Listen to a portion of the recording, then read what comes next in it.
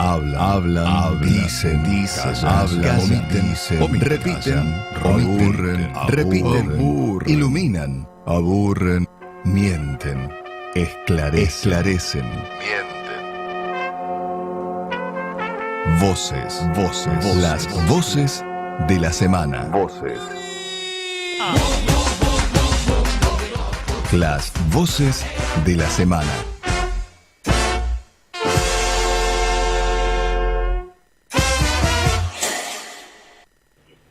El espíritu de esta ley es, digamos, que a las personas que son pasibles de vacunación, ¿no?, o a los responsables de las personas que son pasibles de vacunación, se les dé la información sobre los riesgos de las vacunas, posibilitando, digamos, que se acepte o no la vacunación. Yo no soy médica, quiero aclararlo por las dudas. Entonces, este proyecto lo presenté con el asesoramiento del doctor Eduardo Llaves, que es quien me asesora en los temas en la Comisión de Salud. Bueno, uno de los temas que se discutió en la semana, ¿no? Diga que aclaró. Que no era doctora, dice usted, no se notaba. Si no me decís, no me doy cuenta. Claro. Bueno, la que escuchaba usted recién es Paula Urroz, diputada de Unión Pro, que presentó un proyecto, a ver si se entiende, presentó un proyecto para que tenga que haber consentimiento informado en la vacunación. ¿Qué significa esto? Porque a simple vista puede parecer piola la idea de que ella dice, la excusa es que te tengan que informar cuáles son las consecuencias y que de fondo, además, dice el proyecto de que vos, a partir de tener la información, definas o no si vacunás los pibes. Claro. En realidad lo que termina haciendo eso es golpear una característica central de los sistemas de vacunación, que es la obligatoriedad. Porque, a ver, eso es un camino directo a bajar el nivel de vacunación. Si no es obligatorio, si no vacunar, hoy no vacunar a los chicos tiene implicancias en la vida civil, tiene implicancias en la imposibilidad de anotarlos en la escuela, de desarrollar ciertas tareas, lleva a las familias a porque a veces... Sí, y lo que esconde de fondo... No, perdido, a veces los contextos llevan a que uno...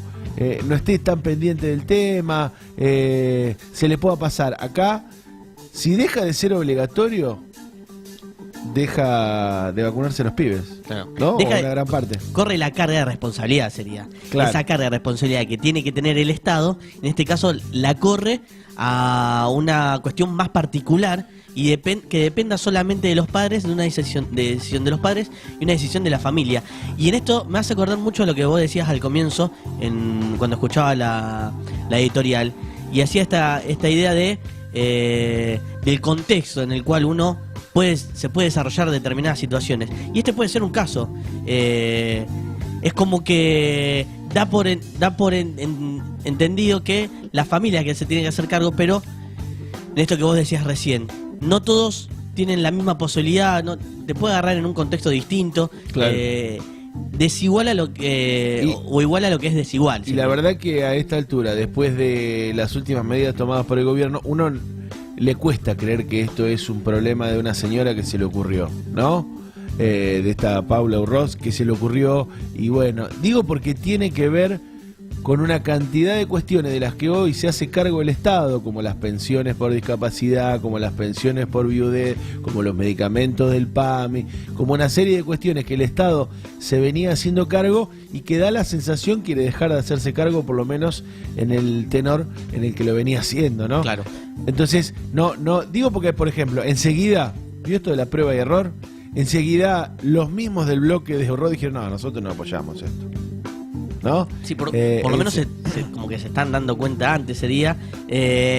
Incluso para hablar de números concretos, estamos hablando de 4.300 millones de pesos, que es lo que cuesta llevar adelante este plan obligatorio de vacunación.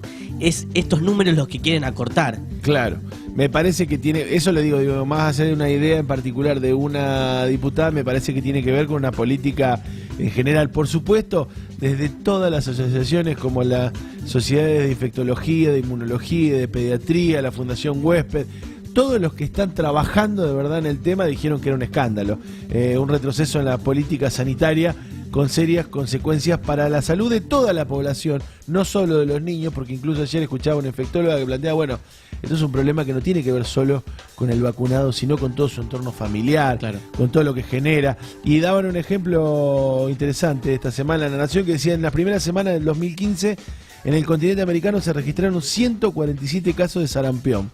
Un brote produjo 121 en Estados Unidos, 21 en Brasil, 4 en Canadá y 1 en México. El brote, según los epidemiólogos, se produjo por un chico no vacunado. Este brote de sarampión. Y este año en Portugal se conoció la primera muerte en décadas por la misma enfermedad. Digo, sobran ejemplos de los efectos de la vacunación, como política pública. La verdad que si esto tiene que ver con un... Primero, a ver, sería, si esto tiene que... Porque veo que dice me asesora y da el nombre de un médico. Claro. Que en realidad no es médico, es un homeópata. Que no llega a ser, no sé si es un médico, ¿no? Y que tiene la homeopatía, digo, es un método que está bien como método alternativo, como... ¿no? Pero la verdad que si ese es el asesor... cualquier cuestión es grave. Si lo hace sin saber o por estar mal asesorada, la verdad que es un peligro. Una diputada que trabaja en salud y está mal asesorada es un peligro. Y si lo hace, como uno piensa, en el marco de una serie de políticas que tienen que ver con el recorte del déficit fiscal, también, porque van dando la señal de que no importa demasiado que sea. ¿Se acuerda que lo decíamos la semana pasada, esto de los números? Claro. Que son todos números. Y no importa de qué política pública estemos hablando, bueno, también es preocupante. Nosotros estamos próximos a que se finalice la actual etapa con el concesionario que precariamente se está haciendo cargo de la gestión del corredor. Esta finalización tiene fecha el 30 de junio, es decir, a fines de este mes, y a partir de allí lo que vamos a hacer es suscribir un contrato como gobierno de fideicomiso de administración con el Banco Municipal a través de BMR Mandatos.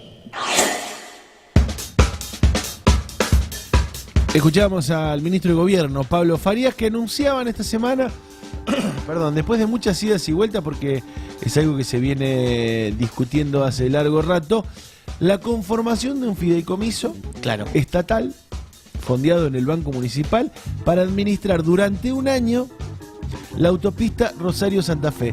Esto es una historia que viene de un concesionario que ha abandonado la autopista Rosario-Santa Fe. Estamos hablando de ARSA. De ARSA. Se vencía la concesión esta semana.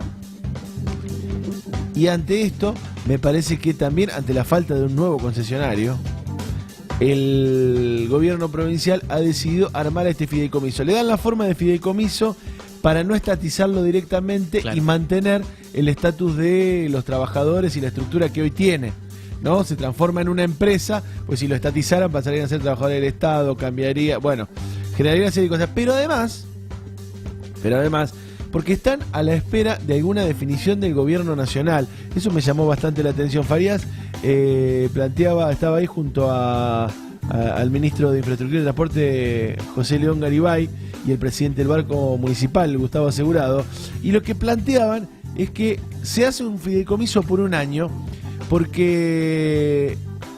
se hace un fideicomiso con la posibilidad de prorrogar un año más, porque están a la espera.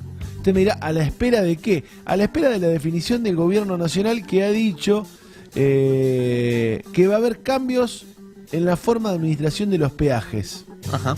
A nivel nacional, ¿no? Se ve que le han avisado al gobierno de la provincia que, mirá, no den una nueva concesión, porque vamos a cambiar la forma de administrarlo. Sí, incluso hay que aclarar también que ARSA tenía el contrato recién de recesión en el 2020. Se rescindió en diciembre del 2016, se había extendido por 6 a 12 meses y no había aparecido un nuevo oferente. Bueno, hay que ver si lo que pasó es que no aparece un nuevo oferente o que están en alguna negociación, tienen algún dato desde la provincia, que el macrismo va a otra cosa Claro. con los peajes. Hay que ver a qué.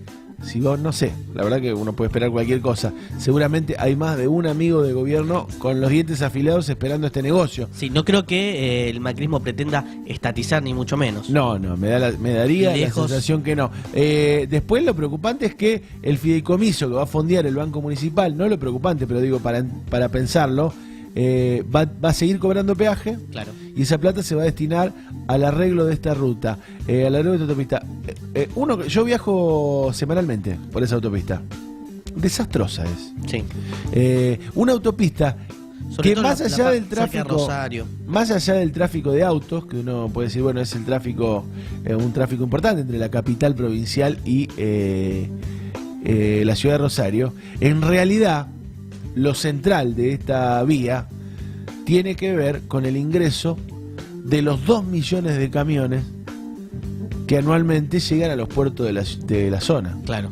¿no? Es la vía de llegada, una de las principales, junto con la Ruta 34, de llegada de la producción granaria a los puertos para la exportación. Es un fangote de guita lo que ha hecho ARSA con los peajes. Si a usted le dicen, tengo un negocio para vos, son los peajes de los accesos a los puertos del polo exportador más grande del mundo, yo creo que es un negocio para cualquiera. Claro. Y así todo, no han hecho una sola de las inversiones necesarias ni para los accesos a los puertos, ni para la ruta en sí, que es, la verdad, desastrosa. La verdad que lo que le da preocupación a uno es que se hayan ido así, Claro. ¿no? Que como siempre usufructuaron la vaca atada, usufructuaron el negocio de los huevos de oro, no hicieron las inversiones y se van. Incluso más allá de que uno destaca esta idea de que era hasta el 2020, se rescindió bastante tiempo antes, pero en la provincia ya ingresa poniendo 2.000 millones de pesos para justamente arreglar este sector. Incluso se acuerda que había muchos acuerdos tendientes a arreglar la parte cercana a los puertos para que los camiones tengan un mejor acceso. Ni hablar, por supuesto, de discutir si además de la concesionaria, las empresas que usufructúan con la llegada a los puertos, las exportadoras tendrían que poner también. Claro. Digo, porque es una autopista que centralmente tiene que ver con eso. Bueno, ni siquiera está en discusión. Digo, me preocupa que siempre sea el Estado, siempre se lo llama al Estado la intervención cuando hay que poner, ¿no? Y nunca cuando hay que recaudar. Siempre se lo llama al Estado cuando hay que reparar el daño hecho, pero no cuando hay que fiscalizarlo. No sé, me parece que está bien que se estatice, incluso la idea estaría bien que no paguen más, que no sea el peaje la forma de mantenerlo, porque después en concreto no lo han hecho. Claro. Se han llevado la guita del peaje y no lo han hecho. Lo tomamos muy mal. En realidad, esto es una cuestión que nos viene aconteciendo desde todos los costados sociales. Este jubilado que se mata, no se mata porque perdió el truco, se mata en pleno ANSES, porque indudablemente no da para luchar más, eso dijo el jubilado. Después de eso, compañeros nuestros del ANSES Mar del Plata, uno tuvo un paro cardíaco, o sea, postraumático, ¿no? Digo, todo esto es abarcativo de una situación y de un diseño social político en donde se le quita a los más vulnerables, se le quita a los más débiles. No hablemos hablemos de los jubilados que están con un haber que la verdad es paupérrimo. Con este gobierno y con el anterior también. A ver, hablamos de la quita de los medicamentos a los jubilados. Estuve hace 2-3 días atrás en PAMI, justamente con los jubilados y con otra trabajadora despedida de PAMI. Hay despidos de trabajadores, los abuelos son los que más sufren la embestida, sin remedios, les cortan las prestaciones, las viudas, concubinas, que hace 20 años o 15 años o 16 años hicieron su beneficio, que aportaron las pruebas que ya no tienen, porque esas pruebas fueron a parar al archivo en Buenos Aires, el archivo San Martín, que casualmente se quemó, esas personas tienen que volver a presentar documentación para seguir teniendo sus beneficios. Los discapacitados, sacarles el beneficio de remedios y de dinero con lo que comen. Esto es un diseño absolutamente genocida.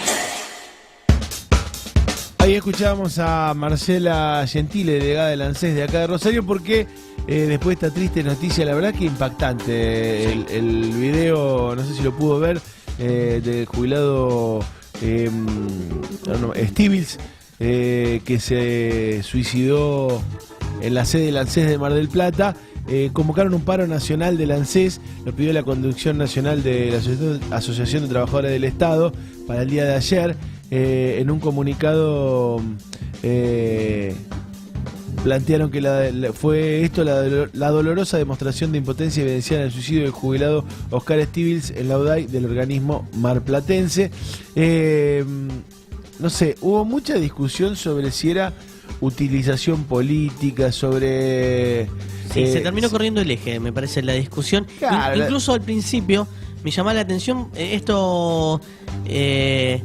había sido... Yo me enteré apenas surgió la noticia por Twitter, por las redes sociales. Veo que en la actualidad también hay noticias que empiezan a surgir a partir de las redes sociales, y después lo que hace uno para chequear la información, para saber de dónde viene y para enterarse un poco más, entra en los principales portales de Buenos Aires, entra en los principales portales también de la ciudad de Rosario.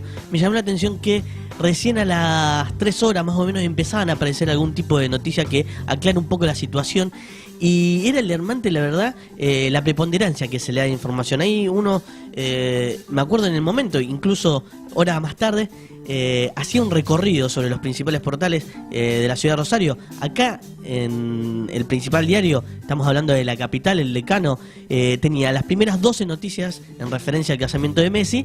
Recién, a partir muy abajo de todo, hacía una referencia a esta nota, y le seguían así Rosario 3 y los demás diarios, salvo El Ciudadano y Rosario Plus, que tenían otra preponderancia, combinaban en esto de darle información. Era muy difícil enterarse a uno de qué había pasado. Sí, después tiene varios aspectos eso, le digo, el suicidio no fue en cualquier lugar, pero en general un suicidio no tiene cobertura periodística. No. Los suicidios no tienen cobertura periodística por una cuestión ética y de respeto. No deben tener cobertura periodística. Creo que hay una ley igual que... Por eso le digo. Después no es que, y acá está la discusión, digo, no es que es un suicidio en el ámbito de lo privado, digo, es en una sede del ANSES, tiene toda una significación, pero digo, después hubo toda una disputa política que se enmarca, me parece, en el debate electoral, si claro, se quiere, que se está dando, en donde lo que no se discute es la situación de los jubilados, en donde no se discute, porque digo, es un contexto, incluso si la decisión es personal, salieron trolls aliados al gobierno a mostrar el recibo de sueldo, claro, del tipo diciendo, bueno, no es un problema de que estaba pasando mal de plata. Salieron otros diciendo, bueno, con nuestro gobierno estaban mejor y no se mataban. Me parece que efectivamente hubo de ambos lados pensando siempre en la grieta, ¿no? Sí, sí. Un intento de utilización política de la muerte, pero lo que quedó de lado es que lo que desnuda es la situación de un montón de jubilados, de un montón de gente que está pasando, digo, porque incluso va más allá de lo que haya pasado en Mar del Plata. Permitió que un montón plantearan la situación desesperante que están viviendo. Digo, usted va al ANSES, y esto por eso elegimos la noticia del paro de ANSES y no del suicidio como título, porque usted va al ANSES y la situación que están viviendo, las viudas que tienen que volver a demostrar, claro, que son viudas, la situación que están viviendo. Pasaba con una señora de 103 años que ya no tenía movilidad para ir. Los que tienen que demostrar que son tan discapacitados que no pueden trabajar. Digo, me parece que se da en ese marco, y ahí ya la discusión de cuánto cobra, cuánto no cobra, si se mató por eso, no tiene mucho sentido. La discusión tiene que ver con otra cosa. Digo, pero efectivamente, acostumbrados al show periodístico, todo el mundo intentó utilizar esto, y la verdad que no, perdiendo de vista lo que tratamos siempre de discutir, que son las cuestiones del contexto. Después, como decíamos en el editorial, muchas veces no importa quién aprieta el gatillo, porque claro, en realidad lo que hay de fondo es que la bala la pone el contexto social. Me parece que tenía que ver con eso lo que se planteaba, o por lo menos como uno lo entiende. Después andás a ver qué le pasó por la cabeza a Stiglitz en ese momento, por qué tomó esa definición. Pero digo, lo que hizo para mí fue hacer brotar toda una situación que se vive en torno a la seguridad social y a los recortes que se están llevando adelante en la seguridad social. Me quedo con una frase que me dijo una compañera jubilada. Me dice, nosotros somos los desaparecidos contemporáneos. Y esta idea de Bueno, un poco fuerte. cómo se encuentran los jubilados, cómo se sentía ella en este caso.